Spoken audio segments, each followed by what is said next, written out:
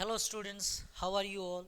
So we have already started the macroeconomics concept of our CUT syllabus. तो macroeconomics में हमने बाकी के कुछ कॉन्सेप्ट जैसे थे फ्लो स्टॉक कॉन्सेप्ट, ये सब हम कर चुके थे। लास्ट क्लास में हमने फैक्टर इनकम्स के बारे में जाना कि फैक्टर इनकम्स क्या होती हैं, नॉन फैक्टर इनकम्स क्या होती हैं, जीडीपी के बारे में जाना कि जीडीपी क्या होती है, और फिर नॉर्मल रेजिडेंट्स क्या होते हैं, डोमेस्टिक टेरिटरी क्या होती है, ये हमने डिटेल में लास्ट क्लास में जाना था। अब जैसे हमने जीडीपी पढ़ा, इसी तरह जीडीपी से रिलेटेड टोटल एग्रीगेट्स जो होते हैं वो 8 होते हैं, और आज जो है हम उन 8 एग्रीगेट्स के बारे में जानेंगे और साथ ही साथ में उन 8 एग्रीगेट्स को एक दूसरे में कैसे कन्वर्ट करते हैं ये भी हम जानेंगे। ठीक है स्टूडेंट्स, तो शुरुआत करते हैं। National income and related aggregates, जैसे कि आप देख पा रहे हैं बोर्ड पर, कुछ एग्रीगेट जो होते हैं वो मार्केट प्राइस पर होते हैं और कुछ एग्रीगेट जो होते हैं वो फैक्टर कॉस्ट पे होते हैं। मार्केट प्राइस का मतलब है कि वो मार्केट में आपके लिए अवेलेबल हैं, अब आप उनको डायरेक्टली परचेज कर सकते हो, वो सेल के लिए मार्केट में अवेलेबल है। फैक्टर कॉस्ट का मतलब है वो मार्केट में अभी अवेलेबल नहीं है सेल के, लेकिन फैक्ट्री के लेवल पर वो प्रोड्यूस, उनका प्रोडक्शन जो है वो हो चुका है, यानी प्रोडक्शन हो चुका है, तैयार है, रेडी है, लेकिन मार्केट में अभी सेल करने के लिए वो नहीं आया है या फिर अवेलेबल नहीं है। तो मार्केट प्राइसेस पे और फैक्टर कॉस्ट में बेसिकली 8 हमारे टोटल एग्रीगेट्स होते हैं। वो कौन कौन से हैं? अगर मार्केट प्राइस पे देखा जाए तो GDP MP, GDP means gross domestic product, GNP MP, GNP मतलब gross national product, NNP-MP means net national product and NDP-MP means national net domestic product at market price। Clear है कि नहीं है? यहाँ पर अगर आप देखेंगे ये सारे एग्रीगेट्स जो हैं ये हमारे फैक्टर कॉस्ट पर गिवन है। कौन कौन से हैं? जीडीपी। अब याद रखिए, देखिए पहला जो जी है, यहाँ पर जो जी है वो ग्रोस के लिए कहा जाता है। किसके लिए कहा जाता है? ग्रोस के लिए कहा जाता है। एन जो है इसमें फर्स्ट एन जो है N1 जिसकी हम बात करें वो नेट के लिए यूज किया जाता है। किसके लिए यूज किया जाता है? नेट के लिए यूज किया जाता है। अगर बीच में देखें डी है तो डी हमारा यूज किया जाता है डोमेस्टिक के लिए, और N2 है जो नेक्स्ट एन है वो हमारा नेशनल के लिए यूज किया जाता है, और P हमेरा हमेशा क्या होता है? प्रोडक्ट होता है। क्या होता है? हमेशा प्रोडक्ट होता है। क्लियर है? समझ में आया कि नहीं आया? तो अब यहां से जब पहला जी आता है तो ग्रॉस, यानी ग्रॉस, डी किसके लिए? डोमेस्टिक, और पी हमारा प्रोडक्ट है, एमपी का मतलब है मार्केट प्राइस, और फैक्टर एफसी का मतलब होता है फैक्टर कॉस्ट। तो टोटल हम 8 एग्रीगेट्स के बारे में पढ़ते हैं। नेशनल इनकम और नेशनल इनकम से रिलेटेड टोटल जो है वो 8 एग्रीगेट्स हैं। अब बात करते हैं कि इनमें से सर किसको नेशनल इनकम कहेंगे और किसको डोमेस्टिक इनकम कहेंगे। तो अगर इन एग्रीगेट्स की बात की जाए तो आपका जो एनएनपीएफसी होता है, ये जो आपका होता है एनएनपीएफसी जो होता है, इसको हम नेशनल इनकम कहते हैं। क्या कहते हैं? नेशनल इनकम कहते हैं। और एनडीपीएफसी को हम डोमेस्टिक इनकम कहते हैं। क्या कहते हैं? डोमेस्टिक इनकम कहते हैं। समझ में आया? अगर जब आपको कैलकुलेट करने के लिए बोला जाए या पूछा जाए बताइए नेशनल इनकम कैलकुलेट कीजिए, तो याद रखिए नेशनल इनकम का मतलब होता है एनएनपीएफसी और डोमेस्टिक इनकम का मतलब होता है एनडीपीएफसी। ये याद रखिएगा। एनएनपीएफसी सिंबल है जो सिंबलाइज्ड है, ये करता है नेशनल इनकम को, और एनडीपीएफसी जो है ये करता है आपके डोमेस्टिक इनकम को। अब न्यूमेरिकल पर्सपेक्टिव से देखा जाए तो कोई भी एग्रीगेट वो कैलकुलेट करने को बोल सकते हैं, वो हम फॉर्मूला बेस देखेंगे कि कैसे कैलकुलेट करते हैं। यानी अगर आपके पास एक चीज़ अवेलेबल है, जीडीपी एमपी अवेलेबल है और कुछ इंफॉर्मेशन गिवन है, तो आप ये 8 में इसको कन्वर्ट कर सकते हैं। फर्क क्या है? फर्क क्या है? कुछ वैल्यूज ग्रोस पर हैं तो कुछ वैल्यूज नेट पर हैं। अगर आप यहाँ चेंजेस देख पा रहे हो, कुछ वैल्यूज ग्रोस पर हैं तो कुछ वैल्यूज नेट पर हैं। ओके अब कुछ वैल्यूज डोमेस्टिक पर हैं तो कुछ वैल्यूज किस पर हैं? नेशनल पर हैं। किस पर हैं? नेशनल पर हैं। अब कुछ वैल्यूज मार्केट प्राइस पर हैं तो कुछ वैल्यूज किस पर हैं? फैक्टर कॉस्ट पर हैं। तो इसका मतलब है 8 जो हैं ये एग्रीगेट्स जो हैं एक दूसरे से रिलेटेड हैं, और इन 8 को हम एक दूसरे से चेंज भी कर सकते हैं। वो कैसे कर सकते हैं वो अभी हम सीखने वाले हैं। Okay I hope you understand. Total कितने एग्रीगेट्स होते हैं? 8 होते हैं। कुछ मार्केट प्राइस पर होते हैं तो कुछ फैक्टर कॉस्ट पर होते हैं ना। मार्केट प्राइस पर कब लाया जाए, फैक्टर कॉस्ट पर कैसे कन्वर्ट किया जाए, ये सारी चीज़ें हम अभी देखने वाले हैं। तो याद रखिए, सबसे पहला है हमारा ग्रॉस और नेट। सबसे पहला क्या है हमारा? ग्रोस और नेट, जिसको हम जी कह रहे थे, और इसको कन्वर्ट अगर हम करते हैं किसमें? नेट में, जिसको हम एन कह रहे थे, तो क्या करते हैं? N1 कह रहे थे। यानी अगर कोई चीज ग्रॉस पर है तो उसमें नेट पे लाने के लिए हमें क्या करना पड़ेगा? Very simple. कोई ग्रोस, आपने मोबाइल फोन लिया, ग्रोस का मतलब होता है, मैं पहले भी आपको वेरी फर्स्ट क्लास में बता चुका हूं, ग्रोस का मतलब होता है original value. Original value, cost, जिस कॉस्ट पर आपने उसको परचेज किया। नेट वैल्यू का मतलब होता है करंट वैल्यू, जो अभी उसका वैल्यू है। तो इन बीच का जो डिफरेंस होता है बेसिकली वो होता है किस चीज का? डेप्रिसिएशन का। किसका होता है? डेप्रिसिएशन। तो अगर आपको ग्रोस से नेट में आना है तो हमको क्या करना पड़ेगा? माइनस डेप्रिसिएशन करना पड़ेगा। क्या करना पड़ेगा? माइनस डेप्रिसिएशन करना पड़ेगा। इस डेप्रिसिएशन को कंजप्शन ऑफ फिक्स्ड कैपिटल भी कहते हैं। क्या कहते हैं?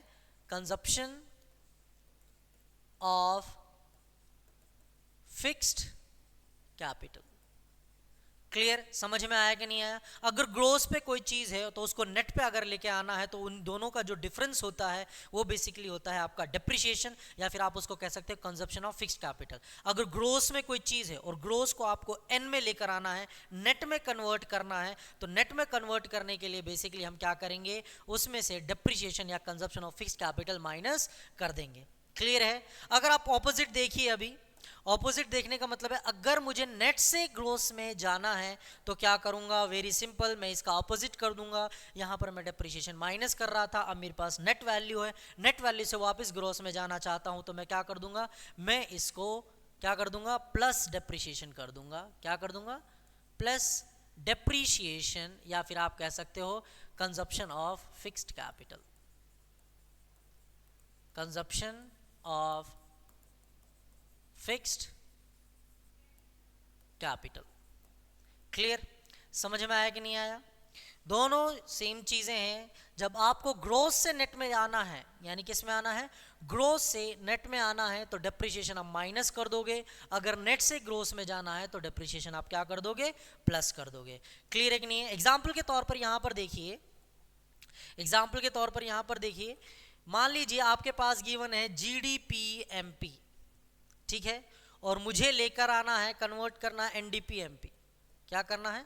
एनडीपी एमपी, या फिर आप ऐसे कहो आपके पास एनडीपी एमपी गिवन है और मुझे करना है जीडीपी एमपी निकालना है। क्लियर है? तो वो निकालने के लिए अब देखो क्या फर्क है, बाकी का सब सेम है, बस ये एन है, ये ग्रॉस है, यानी ये ग्रॉस पर है और ये नेट पर है। अगर मुझे नेट को ग्रॉस में करना है, यानी इसको मुझे इसमें कन्वर्ट करना है, तो नेट को ग्रॉस में करने के लिए क्या करूंगा? मैं प्लस डेप्रिसिएशन कर दूंगा। क्या कर दूंगा?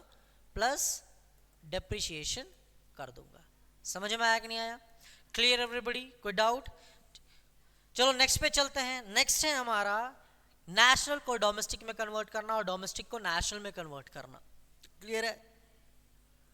डोमेस्टिक पे है कोई चीज जिसको हम डी कहते हैं, और इसको कन्वर्ट करना है हमको किस में? नेशनल में। अब नेशनल में कन्वर्ट करने के लिए, जिसको हम नेक्स्ट एन कहते हैं या फिर N2 कहते हैं, जो मिडिल में आता है आपका, अब करने के लिए क्या फर्क है? ग्रोस का मतलब होता है आपका बेसिकली डोमेस्टिक का मतलब होता है with in the boundaries of a country. अगर आप उसको नेशनल बना देते हो तो आप अब्रोड्स की भी ट्रांजेक्शन्स उसमें इनकम्स को ऐड कर लेते हो। और हम कौन सी इनकम्स इंक्लूड करते हैं नेशनल इनकम में? फैक्टर इनकम्स की non factor incomes?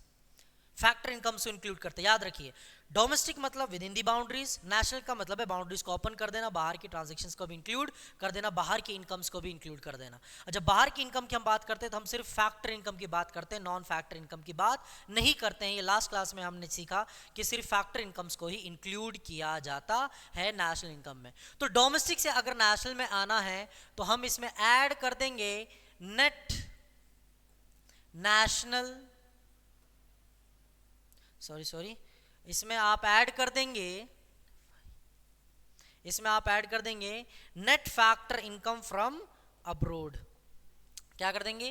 Net factor income from abroad. क्या ऐड कर देंगे? Net factor income from abroad, यानी फैक्टर इनकम अब्रोड से कितनी हुई है वो आप यहां पर प्लस कर दोगे। याद रखिए एक चीज यहां पर माइनस होगी, वो यहां पर माइनस आपकी जो होगी वो होगी net factor income to abroad. क्या है? Net factor income to abroad. अगर आप देख पा रहे हैं तो किस चीज का फर्क है? फ्रॉम का फर्क है, टू का फर्क है। तो फ्रॉम के को हम ऐड कर रहे हैं, टू के को माइनस कर रहे हैं। वो इसलिए कर रहे हैं, फ्रॉम का मतलब है बाहर से हमें इनकम आई, बाहर से क्या हुआ? बाहर से हमें इनकम हुई। और टू का मतलब है हमने बाहर को इनकम दी, इसका मतलब है वो हमारा एक्सपेंडिचर हो गया। क्या हो गया? वो हमारा एक्सपेंडिचर हो गया। फ्रॉम का मतलब है वहां से आना पैसा, पैसा आएगा तो उसको हम ऐड करेंगे। टू का मतलब है कि नेगेटिव है, नेगेटिव का मतलब हमने ज्यादा पैसा बाहर खर्च किया है, ज्यादा पैसा बाहर पेमेंट किया है, इनकम कम हुई है, एक्सपेंडिचर ज्यादा हुआ है हमारा, तो उसको हम टू यूज करते हैं, तो उसको हम क्या कर देंगे? यहां पर माइनस कर देंगे। Clear everybody? समझ में आया? अब इसका ऑपोजिट, ऑपोजिट क्या है इसका? इसका ऑपोजिट है कि अगर आपको नेशनल से डोमेस्टिक में वापस जाना है तो आप क्या करोगे? इसका ऑपोजिट कर दोगे। ऑपोजिट क्या करोगे आप? माइनस कर दोगे NFIA, शॉर्टकट में हम इसको कहते हैं NFIA, net factor income from abroad. क्या करते हैं? Net factor income from abroad. कौन से वाला? फ्रॉम वाला। क्या है? फ्रॉम वाला। एक बात और याद रखिए, अगर क्वेश्चन में फ्रॉम या टू गिवन ना हो, डायरेक्टली NFIA गिवन हो, तो आप उसको फ्रॉम वाला ही कंसीडर करोगे, यानी पॉजिटिव कंसीडर करोगे, उसको आप इनकम कंसीडर करोगे, ना कि एक्सपेंडिचर कंसीडर करोगे। समझ में आया? और दूसरा क्या है हमारा? दूसरा है हमारा यहां पर आप ऐड कर दोगे। क्या ऐड कर दोगे? NFIA, net factor income to वाला ऐड कर दोगे जब आपको नेशनल से डोमेस्टिक में जाना, यानी ऑपोजिट कर दोगे। जो चीजें यहां पर ऐड हो रही हैं डोमेस्टिक से नेशनल में आने के लिए, उसको आप प्लस कर दोगे, और जो नेशनल से डोमेस्टिक में अगर वापस जाना है तो वो चीजें माइनस कर दोगे। याद रखना, NFIA फ्रॉम वाला ऐड होता है, टू वाला माइनस होता है जब डोमेस्टिक से नेशनल की तरफ आते हैं, और जब नेशनल से डोमेस्टिक की तरफ जाते हैं तो उल्टा हो जाता है, फ्रॉम वाला माइनस कर देते हैं और टू वाला ऐड कर देते हैं, यानी एक्सपेंडिचर को ऐड कर देते हैं, इनकम को क्या कर देते हैं? इनकम को हम क्या कर देते हैं? माइनस कर देते हैं। तो बेसिकली ये हमारी जो है ये इनकम होती है NFIA फ्रॉम वाला, और ये हमारा क्या होता है? एक्सपेंडिचर होता है। क्या होता है ये हमारा एक्सपेंडिचर होता है NFIA वाला। क्लियर? समझ में आया कि नहीं आया? अब नेट फैक्टर इनकम निकालते कैसे हैं ये भी देख लीजिए। नेट फैक्टर फ्रॉम अब्रोड कैसे निकालते हैं? NFIA कैलकुलेट कैसे करते हैं? NFIA कैलकुलेट कैसे करते हैं? तो ये करते हैं factor income from abroad minus कर देंगे factor income to abroad. Clear है? Factor income from abroad add करेंगे, माइनस कर देंगे फैक्टर इनकम टू अब्रोड। इसका मतलब फैक्टर इनकम मेरा क्या है? इनकम है अब्रोड से, और फैक्टर इनकम टू मेरा क्या है? एक्सपेंडिचर है अब्रोड से। ये क्या है मेरा? एक्सपेंडिचर है अब्रोड से। समझ में आया कि नहीं आया? Clear everybody? Okay, now last one जो हमारा यहाँ पर बचा है, वो हमारा बचा है मार्केट प्राइस से फैक्टर कॉस्ट पर कैसे लेकर आते हैं। यानी MP है आपका, मार्केट प्राइस है, और इसको फैक्टर कॉस्ट पर कैसे लेकर आते हैं, या फिर आप ऐसे कर सकते हो, फैक्टर कॉस्ट से FC से मार्केट प्राइस में कैसे लेकर आते हैं। तो थोड़ा सा सोचिए, कोई प्रोडक्ट जो है वो फैक्ट्री पर है अभी, और उसको मार्केट में लेकर आना है, तो उसके प्राइस में थोड़ा अंतर होगा कि नहीं होगा? या बिल्कुल नहीं होगा, सेम अंतर होगा। यानी फैक्ट्री से अगर आप कोई चीज़ परचेज करते हो तो वहाँ पर सस्ता मिलता है, मार्केट में अगर वही चीज़ आप परचेज करते हो तो थोड़ा महंगा मिलता है। ऐसा क्यों? क्या मेन डिफरेंस है फैक्ट्री के प्रोडक्ट पर जो अभी सेल के लिए अवेलेबल नहीं है, और मार्केट में जो प्रोडक्ट है सेल के लिए अवेलेबल है? क्या मेन डिफरेंस होता है? क्या डिफरेंस होता है? टैक्स का डिफरेंस होता है। किसका डिफरेंस होता है? गवर्नमेंट टैक्स का डिफरेंस होता है। फैक्ट्री पे जो कॉस्ट है, फैक्ट्री पे जो चीज है उसमें टैक्स इंक्लूडेड नहीं होता, जैसे ही वो मार्केट में सेल के लिए आती है उस पर टैक्स इंक्लूड हो जाता है। तो इसमें दोनों में डिफरेंस किस चीज का है? टैक्स का डिफरेंस है। तो यहीं पर वो सेम चीज हम यहां पर करने वाले हैं। सेम चीज का मतलब क्या है? अगर फैक्ट्री कॉस्ट से आपको मार्केट प्राइस पे जाना है, तो अगर फैक्ट्री कॉस्ट पर अगर मार्केट प्राइस पे जाना है तो प्लस करते हैं हम NIT। NIT होता है हमारा नेट इनडायरेक्ट टैक्स। क्या करते हैं? नेट इनडायरेक्ट टैक्स हम यहां पर ऐड कर देंगे जब वो मार्केट में आ जाएगा। अगर NIT गिवन नहीं होता है तो NIT कैसे बनता है? NIT बनता है आपका IT indirect tax minus subsidy. ठीक है, IT क्या होता है? इनडायरेक्ट टैक्स होता है, उसमें से माइनस कर देते हैं सब्सिडी, तो हमारा NIT बन जाता है। तो यानी अगर NIT गिवन ना हो तो आप क्या करोगे? आप जो है IT माइनस सब्सिडी देखोगे, यानी IT अगर अलग से गिवन है, सब्सिडी अगर अलग से गिवन है, तो आप IT को क्या कर दोगे? ऐड कर दोगे और उसमें से सब्सिडी माइनस कर दोगे, तो आपका मार्केट प्राइस पर आ जाएगा। यहीं पर अगर हम ऑपोजिट करते हैं, अगर मार्केट प्राइस पर है और उसको फैक्ट्री कॉस्ट में डालना है तो क्या करना है? मार्केट प्राइस से फैक्ट्री कॉस्ट में जानने के लिए हम यहां पर माइनस कर देंगे NIT। क्या कर देंगे? माइनस कर देंगे NIT। NIT माइनस करने का मतलब है नेट इनडायरेक्ट टैक्स को माइनस कर देना। जब नेट इनडायरेक्ट टैक्स माइनस करेंगे यहां पर हम, तो अगर सब्सिडीज फॉर्म में लें तो यहां पर क्या आ जाएगा? आपका माइनस हो जाएगा आपका इनडायरेक्ट टैक्स। क्या हो जाएगा? माइनस हो जाएगा आपका इनडायरेक्ट टैक्स। इनडायरेक्ट टैक्स आपका माइनस हो जाएगा और प्लस हो जाएगा आपका सब्सिडी, उसका ऑपोजिट जैसे आप वहां पर कर रहे थे। क्लियर है? समझ में आया कि नहीं आया? जैसे आप यहां पर कर रहे थे, IT यहां पर ऐड कर रहे थे, सब्सिडी यहां पर माइनस कर रहे थे, उसका ऑपोजिट हो जाएगा, IT माइनस हो जाएगा और सब्सिडी हमारा यहां पर प्लस हो जाएगा। Clear everybody? समझ में आया कि नहीं आया कि कैसे कन्वर्ट कर सकते हैं हम एक चीज को दूसरी चीज में? इसका एक एग्जांपल ले लेते हैं, उसके बाद आगे बढ़ते हैं। एग्जांपल में देखते हैं कि कैसे हम कन्वर्ट कर सकते हैं। मान लीजिए आपको NDPFC की वैल्यू आपको यहां पर गिवन है। मान लीजिए ये गिवन है आपको 1000 रुपीज। कितना गिवन है? 1000 रुपीज। आपको डेप्रिसिएशन गिवन है, या फिर आप कंजप्शन ऑफ फिक्स्ड कैपिटल भी उसको कह सकते हैं, वो गिवन है 100। आपका जो यहाँ पर NFIA है उसको आप ऐसे ही ले लीजिए। मैंने कहा अगर फ्रॉम टू कुछ गिवन नहीं है तो उसका आप फ्रॉम कंसिडर करोगे।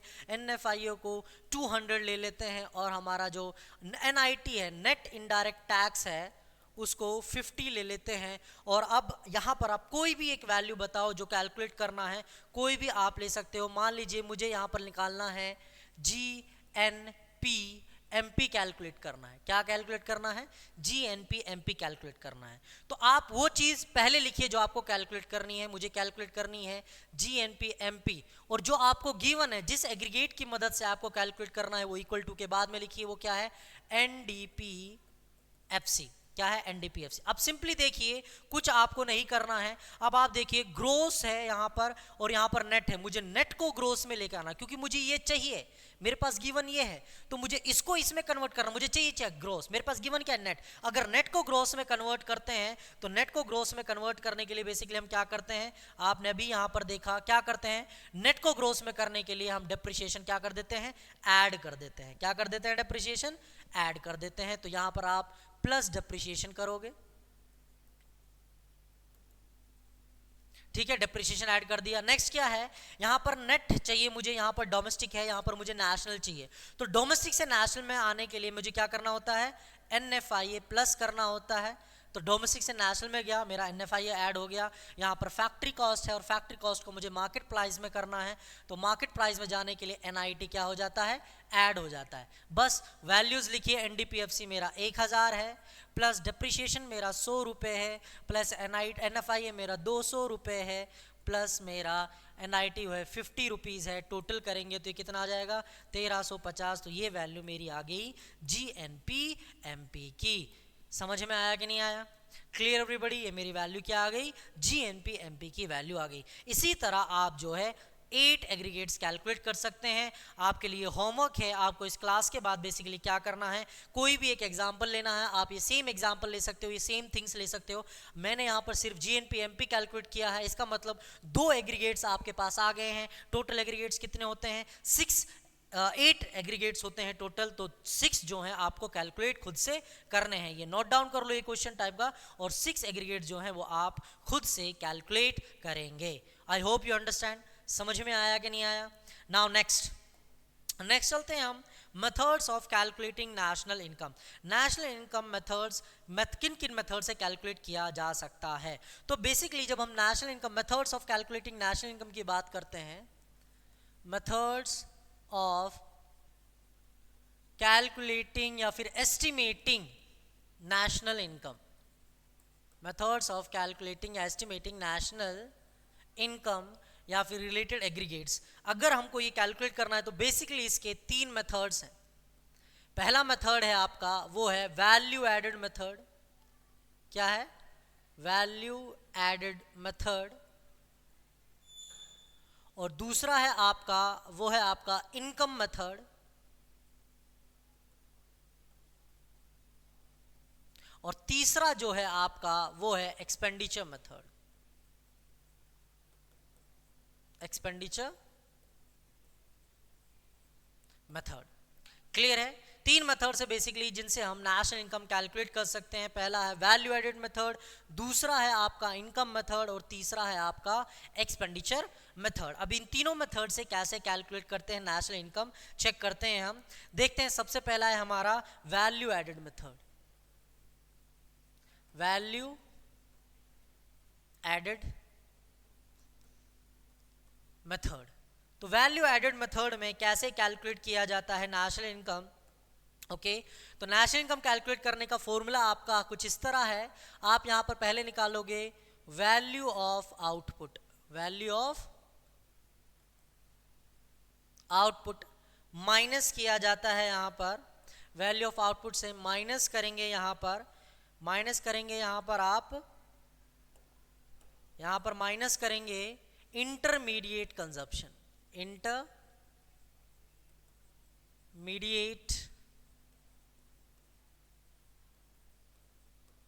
कंजप्शन, ठीक है। वैल्यू ऑफ आउटपुट 2 चीजों से मिलकर बना होता है। तो वैल्यू ऑफ आउटपुट आपका 2 चीजों से मिलकर बना होता है। वो कौन कौन सी चीजें होती हैं? ये जो आपका बनता है, ये बनता है sales plus change in stock. Change in stock, sales plus change in stock से ये बनता है, माइनस और आपका इंटरमीडिएट कंजप्शन जो होता है, आपका इंटरमीडिएट कंजप्शन जो होता है वो किससे बनता है आपका? वो बनता है आपका इंटरमीडिएट कंजप्शन जो है वो बनता है आपका बेसिकली परचेजेस से। किससे बनता है? परचेजेस। क्लियर है? Value of output minus intermediate consumption, value of output कैसे बनता है? Sales plus change in stock. अगर हम सेल्स की बात की जाए तो सेल्स 2 चीजों से निकाला जाता है। सेल्स कैसे कैलकुलेट कर सकते हैं आप? सेल्स आपका निकल सकता है domestic sales, domestic sales plus exports. कैसे आता है? सेल्स, टोटल सेल्स कैसे आता है? डोमेस्टिक सेल्स प्लस एक्सपोर्ट्स आपका आता है। और अगर चेंज इन स्टॉक की बात की जाए, किस चीज की बात की जाए? चेंज इन स्टॉक की बात की जाए तो चेंज इन स्टॉक कैलकुलेट किया जाता है आपका closing stock, closing stock minus opening stock, opening stock. Clear है? और परचेजेस की अगर आप बात की जाए तो परचेज भी कैलकुलेट हो जाता है आपका, परचेज भी कैलकुलेट होकर आता है। ये कैसे कैलकुलेट कर सकते हो आप? ये आप कैलकुलेट कर सकते हो domestic purchases, domestic purchases plus imports. कैसे हो सकता है? Domestic purchases plus imports. तो ये बेसिकली आपका है वैल्यू एडेड मेथड का फॉर्मूला। ये याद रखिए, ओके। ये माइनस है यहाँ पर, और ये एक पार्ट है और ये अलग पार्ट है, okay. Value of output minus करोगे आप इंटरमीडिएट कंजप्शन से। इंटरमीडिएट कंजप्शन आप परचेजेस कह सकते हो और टोटल परचेजेस आपकी होती हैं domestic purchases plus imports. Value of output की बात की जाए तो ये निकल के आता है sales plus change in stock से। अगर सेल्स कैसे निकलती हैं, domestic sales plus exports, change in stock given है वो कैसे, closing stock minus opening stock. कहने का मतलब ये है अगर आपके पास वैल्यू ऑफ आउटपुट गिवन ना हो तो आप वैल्यू ऑफ आउटपुट इस तरह कैलकुलेट कर सकते हो। अगर आपकी सेल्स एग्जैक्टली टोटल गिवन ना हो तो आप इस तरह कैलकुलेट कर सकते हो। चेंज इन स्टॉक कैसे निकलता है, closing stock minus opening stock. इसी तरह अगर इंटरमीडिएट कंजप्शन नहीं लिखा हो, परचेजेस लिखा हो तो आप परचेजेस माइनस कर दोगे। अगर परचेजेस ना लिखा हो तो टोटल परचेजेस आपकी निकलती आती हैं डोमेस्टिक परचेजेस प्लस इंपोर्ट्स। कैसे निकल कर आती हैं, डोमेस्टिक परचेजेस प्लस इंपोर्ट्स। तो बेसिकली ये मेथड है हमारा वैल्यू एडेड मेथड कैलकुलेट करने का। अब इससे कैलकुलेट करने पर होता क्या है, इससे कैलकुलेट करने पर क्या वैल्यू कैलकुलेट होकर आती है, तो याद रखिए जब आप ये ऐसे कर लेते हो, क्या कर लेते हो, value of output minus intermediate consumption जब आप कैलकुलेट कर लेते हो, इंटरमीडिएट कंजप्शन आप जब कैलकुलेट कर लेते हो, कंजप्शन जब आप कैलकुलेट कर लेते हो तो ये आपका कैलकुलेट होकर आता है क्या, GVAMP। ये बहुत ज़रूरी है याद रखने के लिए, ओके कि जब वैल्यू एडेड मेथड आप कैलकुलेट करते हो, वैल्यू एडेड मेथड से नेशनल इनकम कैलकुलेट करते हो तो आपका जो फॉर्मेट वहाँ पर निकल के आता है वो आता है GVAMP, gross value added at market price. इसको आप GDP कंसिडर कर सकते हो, GDP-MP। बोलने में वो, लिखने में GVAMP होता है, लेकिन कॉन्सेप्ट आपका होता है GDP-MP। क्वेश्चन आ सकता है बताइए वैल्यू एडेड मेथड से कौन सा एग्रीगेट कैलकुलेट होकर आता है डायरेक्टली, तो डायरेक्टली कौन सा एग्रीगेट कैलकुलेट होकर आता है, GDP-MP कैलकुलेट होकर आता है, या फिर आप कह सकते हो GVAMP कैलकुलेट होकर आ सकता है। अब मान लीजिए अब आपको नेशनल इनकम यहाँ से कैलकुलेट करना है। नेशनल इनकम हम किसी को बोलते हैं, नेशनल इनकम हम क्या बोलते हैं, तो नेशनल इनकम हमारा होता है NNPFC। क्या होता है नेशनल इनकम हमारा, NNPFC। अब NNPFC लेकिन वैल्यू एडेड मेथड से क्या निकल कर आया है, GDP-MP निकल कर आया है, या फिर आप कह सकते हो GVAMP निकल कर आया है। तो बस आप इसको क्या करोगे, आप कन्वर्ट कर दोगे, ग्रोस को नेट में करने के लिए माइनस डेप्रिसिएशन होगा, ओके डोमेस्टिक को नेशनल में करने के लिए प्लस NFI होगा, फ्रॉम वाला याद रखिए 2 वाला माइनस हो जाएगा, और मार्केट प्राइस से फैक्टर कॉस्ट पे जाने के लिए माइनस NIT होगा। क्या होगा, माइनस NIT होगा। तो वो कन्वर्जन बहुत ज़रूरी है अगर आपको फुल फ्लेज्ड जो नेशनल इनकम कैलकुलेट आपको करना है, बड़ा क्वेश्चन आपको करना है, तो उसके लिए ये कन्वर्जन ज़रूरी है। कन्वर्जन के साथ मेथड से आपको ये भी पता होना चाहिए कि कौन से मेथड से क्या कैलकुलेट होकर आता है। तो बेसिकली वैल्यू एडेड मेथड से आपका GVAMP कैलकुलेट होकर आता है, या फिर GDP-MP कैलकुलेट होकर आता है, gross domestic product at market price calculate होकर आता है। इसको आपको अब as per the requirement of the question, जो क्वेश्चन आपसे जिस एग्रीगेट को कैलकुलेट करने को बोलता है, नेशनल इनकम कैलकुलेट करने को बोलता है तो नेशनल इनकम कैलकुलेट करोगे, कोई और एग्रीगेट कैलकुलेट करने को बोलता है तो वो एग्रीगेट कैलकुलेट कर दोगे। बस आपको कन्वर्जन पता होना चाहिए कैसे किया जाता है। सिंपल है, जो निकालना है उसको पहले लिखो और जिससे निकालना है उसको बाद में लिखो, और उसमें देखो कि यहाँ से यहाँ पर जाने में क्या क्या करना पड़ रहा है।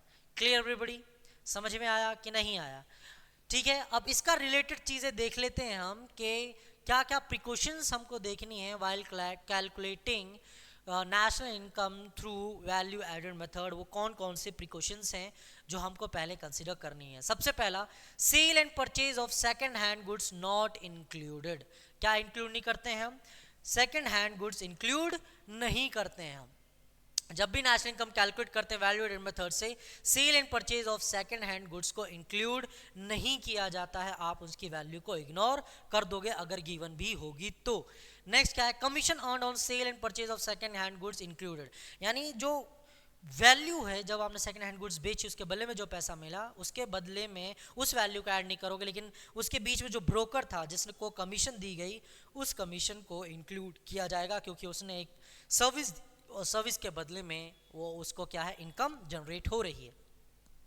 Production for self consumption included ठीक है। Production of self consumption included, यानी आप अपने घर में रह रहे हो या फिर आप अपने लिए अपने बगीचे में सब्जियां उगा रहे हो, ये सारी चीज़ें कर रहे हो, तो वहाँ से बेसिकली होने वाला जो है उसको हम इनकम कंसिडर करेंगे, उसको इंक्लूड करेंगे नेशनल इनकम के while calculating national income through validated method. यानी आप अपने घर में रह रहे हो तो उसकी सेविंग को इंक्लूड करेंगे नेशनल इनकम में, आप अपने लिए सब्जियां उगा रहे हो उसको सेविंग करेंगे नेशनल इनकम में, आप खुद लेबर के तौर पर काम कर रहे हो उसको भी इंक्लूड करेंगे नेशनल इनकम में। लेकिन याद रखना, सिर्फ गुड्स के लिए हम ये कंसीडर करते हैं, हम सर्विसेज के लिए कंसीडर नहीं करते, क्योंकि सर्विसेज को एग्जैक्टली उसकी मेन मार्केट वैल्यू हम कैलकुलेट नहीं कर सकते, उसकी एग्जैक्ट मेन वैल्यू या फिर उसकी जो एग्जैक्ट मार्केट वैल्यू वो हम कैलकुलेट नहीं कर सकते, इसलिए सर्विसेज को एक्सक्लूड करते हैं, सिर्फ गुड्स को इंक्लूड करते हैं। याद रखिए, किसको? ओनली गुड्स को इंक्लूड करते हैं। नेक्स्ट वन है value of intermediate goods not included. Intermediate goods means purchases और रॉ मटेरियल्स, उनको हम इंक्लूड नहीं करते, इसीलिए हम वैल्यू ऑफ आउटपुट में से उसको माइनस कर देते हैं, यानी एक्सक्लूड कर देते हैं, हटा देते हैं। इम्प्यूटेड रेंट, इम्प्यूटेड रेंट का मतलब होता है खुद के घर में आप रह रहे हो तो एस्टिमेट करते हैं, अज्यूम करते हैं कि उस अगर आप अपने घर में नहीं रहते तो आपको रेंट देना पड़ता, अब रेंट आप नहीं दे रहे हो, इसका मतलब आपकी सेविंग हो रही है, सेविंग का मतलब इनकम, और इनकम पर नेशनल इनकम में हम उसको इंक्लूड करेंगे। क्लियर है कि नहीं है? नाउ इस केस में एक प्रॉब्लम आती है जिसको हम नेशनल इनकम कैलकुलेट करते वक्त होती है प्रॉब्लम ऑफ डबल काउंटिंग। क्या होती है? Problem of double counting. Double counting का मतलब होता है आपने एक ही वैल्यू को दो बार इंक्लूड कर लिया है। क्या कर लिया है? एक ही वैल्यू को दो बार इंक्लूड कर लिया है। यानी एग्जांपल के तौर पर आपने मोबाइल फोन बनाया, बैटरी आई, ठीक है, बैटरी प्लस में आपका आप मेमोरी कार्ड आप ले सकते हो, मेमोरी कार्ड भी है प्लस लेंसेज भी हैं, ठीक है, फिर मोबाइल फ़ोन आपका बनता है। अब मोबाइल फ़ोन बैटरी मान लीजिए 100 रुपये की थी, आपका जो मेन बॉडी थी, अब मेमोरी कार्ड था आपका वो 200 रुपये का था, ठीक है, और आपका जो नेक्स्ट था जो आपका वो आपका लेंसेज जो थे, कैमरा जो था वो 500 का था, तो टोटल वैल्यू फ़ोन की कितनी होगी? 100, 200, 300, 500, 800।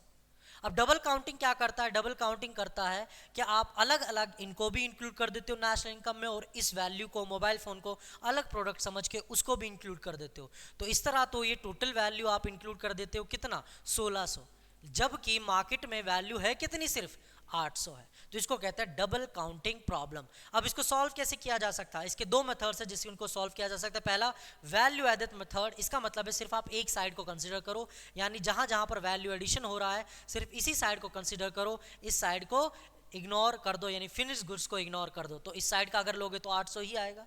दूसरा है फाइनल आउटपुट मेथड। क्या है? Final output method. इसका मतलब है आप इस साइड को कैंसिल कर दो और सिर्फ इस साइड को आप कंसिडर करो जो फाइनल गुड्स फाइनली मार्केट में यूज करने के लिए गिवन है। समझ में आया? Clear everybody? तो ये था हमारा वैल्यू एडेड मेथड का हमारा जो कॉन्सेप्ट था, वैल्यू एडेड मेथड का। इसी तरह ये प्रिकॉशंस आपको देखना है while calculating national income. Next हमारा मेथड जो है वो है हमारा नेक्स्ट मेथड जो है वो है हमारा इनकम मेथड। क्या है?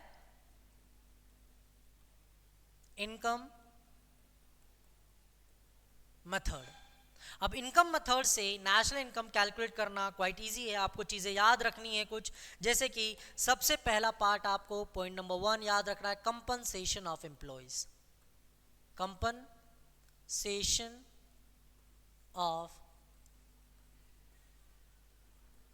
एम्प्लॉयज। अब कंपनसेशन ऑफ एम्प्लॉयज में कोई और चीज़ें भी आती हैं, वो कौन कौन सी चीज़ें आती है? कंपनसेशन ऑफ एम्प्लॉयज तो एक बन गया ये, ठीक है।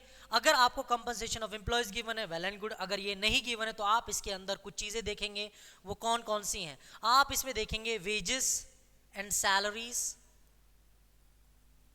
वेजेस एंड सैलरीज देखेंगे। इसमें आप ऐड कर देंगे वेजेस एंड सैलरीज के साथ साथ आप इसमें ऐड कर देंगे क्या? इसमें आप ऐड कर देंगे pension on retirement, pension on retirement, और साथ ही में इसमें ऐड कर देंगे employers contribution, employers contribution to social security, social security scheme.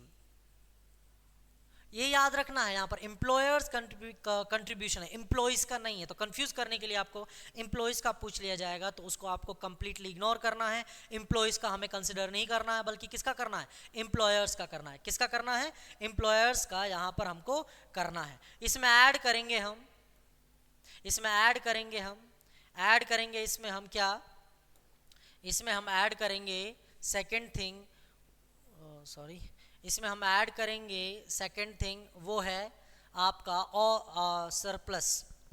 Okay, operating surplus, operating surplus इसमें ऐड कर देंगे। अब ऑपरेटिंग सरप्लस भी तीन चीज़ों से बेसिकली बना होता है। कौन कौन सी चीज़ें वो आपकी हैं, वो तीन चीज़ें हैं आपकी, rent and royalty, rent and royalty. Rent क्या होता है आपका, रेंट होता है जब आप फिजिकल एसेट्स अपना किसी को यूज़ करने के लिए देते हो टेम्पररी, उसके बदले में जो पैसा मिलता है वो रेंट। रॉयल्टी होता है जब आप इनटेंजिबल एसेट्स या नॉन फिजिकल एसेट्स आप यूज़ करने के लिए देते हो, चाहे एक सॉफ्टवेयर आपने दे दिया, अपना लाइसेंस आपने दे दिया, या अपना नेम ब्रांड वैल्यू आपने दे दिया यूज़ करने को, उसके बदले में जो पैसा मिलता है उसको रॉयल्टी कहते हैं। ओके, नेक्स्ट है इंटरेस्ट, इंटरेस्ट है आपका next, and the third one है आपका प्रॉफिट। अब प्रॉफिट भी बेसिकली तीन चीज़ों से मिलकर बना है आपका, प्रॉफिट जो है वो तीन चीज़ों से मिलकर बना है। कौन कौन से हैं, प्रॉफिट में कंसिडर किया जाता है आपका, इसमें आपका आ जाता है अनडिस्ट्रीब्यूटेड प्रॉफिट, अनडिस्ट्रीब्यूटेड प्रॉफिट, ठीक है, प्लस में अनडिस्ट्रीब्यूटेड प्रॉफिट, प्लस इसमें आप ऐड कर देते हो आप डिविडेंड, क्या ऐड कर देते हो, डिविडेंड ऐड कर देते हो, प्लस में आप इसमें ऐड कर देते हो कॉरपोरेशन टैक्स, कॉरपोरेशन टैक्स, ठीक है, या फिर कॉरपोरेटिंग टैक्स प्रॉफिट, ये आप इसमें ऐड कर देते हो। प्रॉफिट किन की चीज़ों से मिलकर बनता है, अनडिस्ट्रीब्यूटेड प्रॉफिट से बनता है, डिविडेंड से बनता है और कॉरपोरेशन टैक्स से बनता है, या फिर आप इसको कॉरपोरेट सेविंग भी कह सकते हो। अनडिस्ट्रीब्यूटेड प्रॉफिट को क्या कह सकते हो, इसको कॉरपोरेट सेविंग भी कह सकते हो, कॉरपोरेट सेविंग भी कह सकते हो, किसको, अनडिस्ट्रीब्यूटेड प्रॉफिट को। एंड लास्टली इसमें हम ऐड करते हैं, लास्टली इसमें हम ऐड करते हैं वो है आपका मिक्स्ड इनकम। क्या ऐड कर देते हैं, थर्ड है जो आपका वो है mixed income of self consumption, self consumption. तो ये है आपका इनकम मेथड से कैसे कैलकुलेट किया जाता है। तीन पर्सपेक्टिव्स हैं इसमें। पहला compensation of employees, compensation of employees तीन चीज़ों से मिलकर बना है। कौन कौन सा, wages and salaries, pension and retirement, employers contribution to social security scheme. याद रखना एम्प्लॉयज का कंट्रीब्यूशन नहीं है, किसका कंट्रीब्यूशन है, एम्प्लॉयर्स का कंट्रीब्यूशन है। नेक्स्ट है आपका दूसरा ऑपरेटिंग सरप्लस, ऑपरेटिंग सरप्लस तीन चीज़ों से मिलकर बना है, rent and royalty, interest and profit. Profit के अंदर तीन चीज़ें गिवन होती हैं, अगर प्रॉफिट गिवन ना हो, कॉर्पोरेट सेविंग या फिर undistributed profit, plus dividend, plus में कॉर्पोरेशन टैक्स, और लास्ट में mixed income of self consumption. इसका मतलब है मिक्स्ड इनकम का मतलब आप खुद अपने कामों के लिए अपने लिए उगा रहे हो, कोई भी चीज़ अपने लिए कर रहे हो, वो सारा आपके लिए क्या है, आपकी इनकम है। जैसे मैंने आपका कहा आप खुद के घर में रह रहे हो, तो इन तीनों चीज़ों को जब ऐड कर देते हैं, क्या कर देते हैं, इन तीनों चीज़ों को जब ऐड कर देते हैं तो 1 + 2 + 3 सिचुएशंस को जब ऐड कर देते हैं तो हमारा निकल कर आता है NDPFC। क्या निकल कर आता है, NDPFC निकल कर आता है। अगर आप इसको नेशनल इनकम में कन्वर्ट करना चाहते हो, किस में करना चाहते हो, नेशनल इनकम में, जो कि हमारा क्या है NNPFC, और हमें गिवन है NDPFC निकल कर आता है, तो सिर्फ डोमेस्टिक को नेशनल में करना है। डोमेस्टिक को नेशनल में करने के लिए हमें NFIA ऐड करना होता है, याद रखिए, ठीक है। वैल्यू मेथड से, वैल्यू एडेड मेथड से क्या कैलकुलेट करके आता है, कौन सा एग्रीगेट आता है, GDPMP या फिर GVAMP। इनकम मेथड से कौन सा एग्रीगेट कैलकुलेट होकर आता है, NDPFC। और बस नेशनल इनकम में कन्वर्ट करना है तो NNPFC को नेशनल इनकम कहते हैं। ये बेसिकली आपका डोमेस्टिक इनकम होता है। क्या होता है, डोमेस्टिक इनकम आपका होता है। क्लियर है, समझ में आया एवरीबॉडी।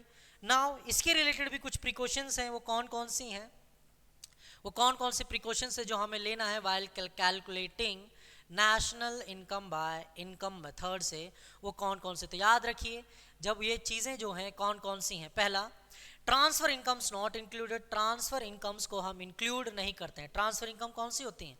ट्रांसफर इनकम होती है डोनेशंस, हेल्प, चैरिटी, जो वन वे ट्रांजेक्शंस होती हैं उनको इंक्लूड नहीं करते हैं। इनकम फ्रॉम इलीगल एक्टिविटीज़ को इंक्लूड नहीं करते हैं, यानी आपने स्मगलिंग की है, ड्रग्स आप बेच रहे हो, चोरी कर रहे हो, तो उसको हम इंक्लूड नहीं करते हैं। दूसरा, brokerage in transaction of shares included, shares का लेन देन करते हो, परचेज एंड सेलिंग करते हो, उसमें जो ब्रोकरेज कमीशन मिलती है उसको हम इंक्लूड करते हैं नेशनल इनकम में। Next, income from windfall games, windfall games मतलब है जुआ जो आप खेलते हो, लॉटरी सिस्टम जो आप कह सकते हो, या फिर पत्ते आपसे कह सकते हो कि एकदम से आपको इतना पैसा मिल जाता है, जैसे लाइक ड्रीम 11 पर आप रुपए पैसा लगाते हो, तो ये क्या है? Windfall games. तो इसको भी इंक्लूड नहीं किया जाता, इसको भी हम नेशनल इनकम में इंक्लूड नहीं करते हैं। नेक्स्ट है income tax paid out of compensation of employees, so it is not included.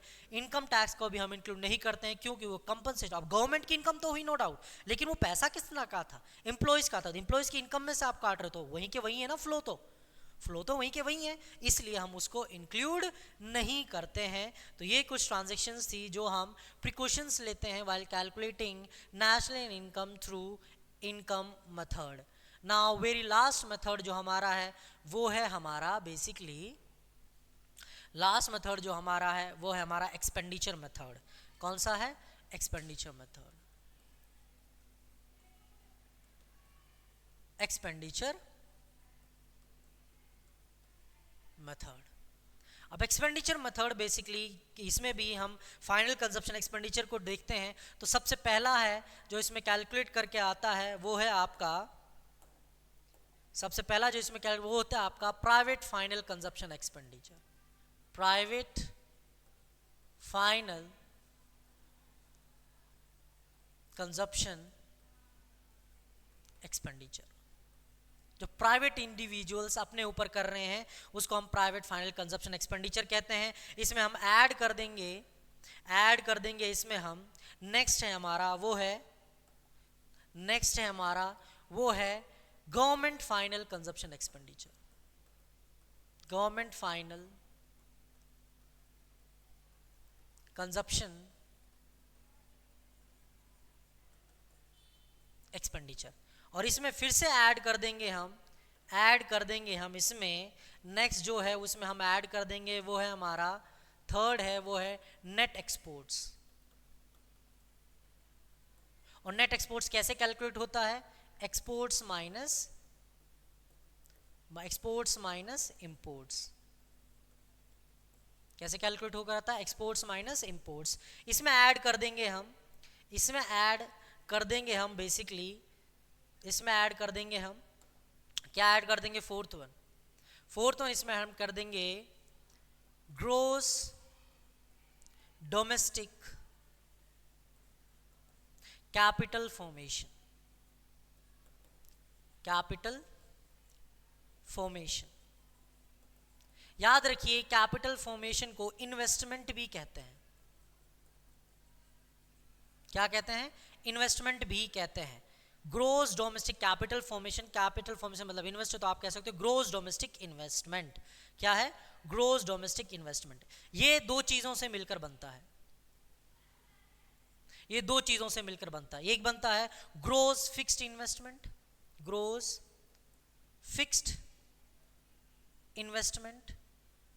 और एक बनता है चेंज इन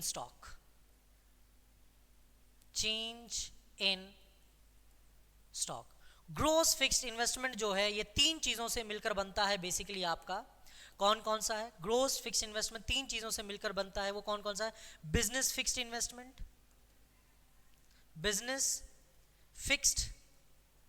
इन्वेस्टमेंट, दूसरा है आपका जो नेक्स्ट है वो है गवर्नमेंट फिक्स्ड इन्वेस्टमेंट, और लास्ट में है investment by house holds. Clear है? चेंज इन स्टॉक आपका जो बनता है वो बनता है आपका closing stock minus opening stock, opening stock,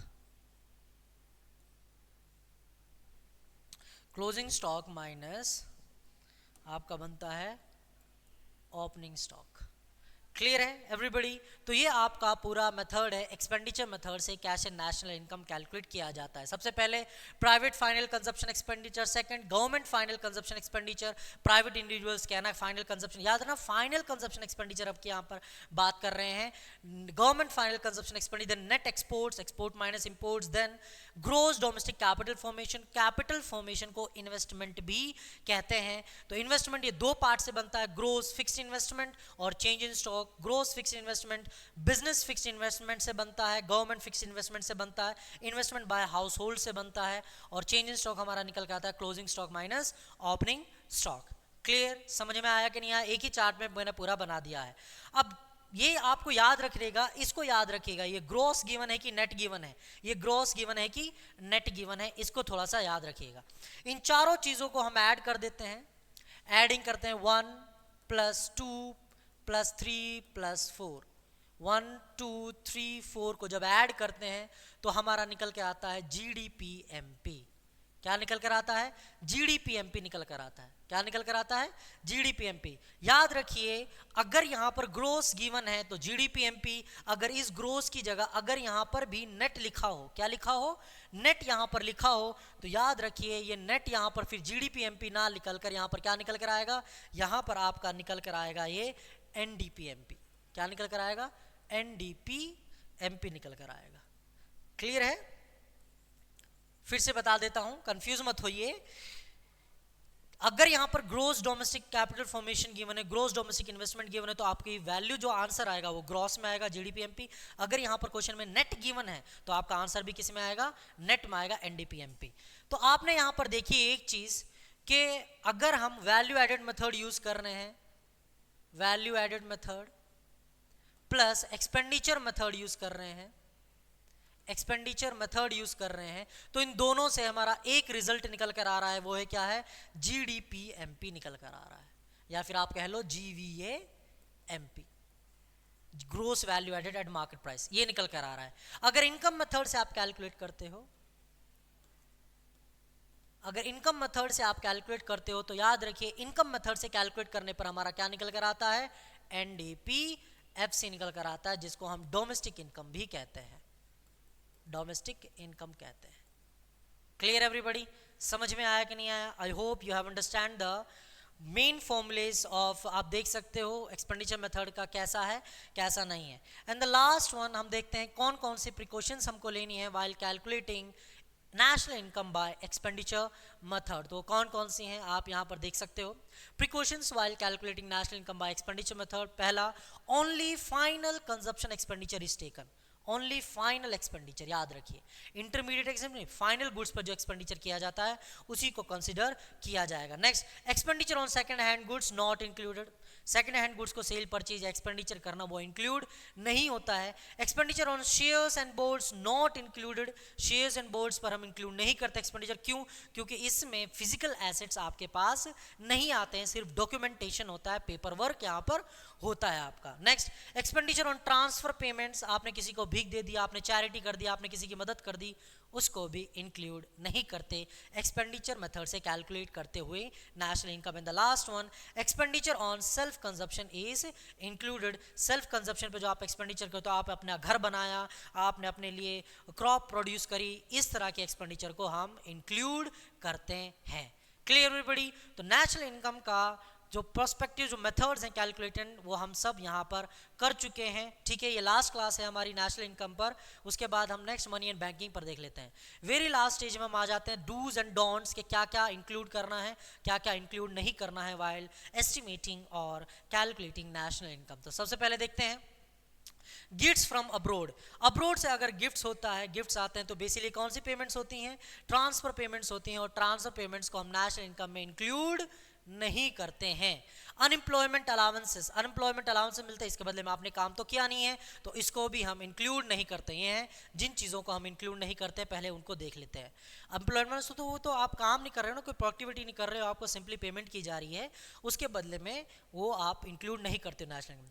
financial help to tsunami victims, ये भी एक मदद के तौर पर, हेल्प के तौर पर, चैरिटी के तौर पर है, ये भी इंक्लूड नहीं किया जाएगा। Purchase of vegetables by a restaurant, एक रेस्टोरेंट वेजिटेबल्स परचेज कर रहा है, तो ये क्या हो गया, उसके लिए इंटरमीडिएट गुड्स हो गया, रॉ मटेरियल्स हो गया, तो रॉ मटेरियल्स हम इंक्लूड नहीं करते हैं। Expenses on electricity bye a factory, ये भी उसके लिए एक इंटरमीडिएट कंजप्शन हो गया है, इसलिए इसको हम इंक्लूड नहीं करते हैं, क्योंकि वो प्रोडक्शन बनाने में हेल्पफुल हो रहा है।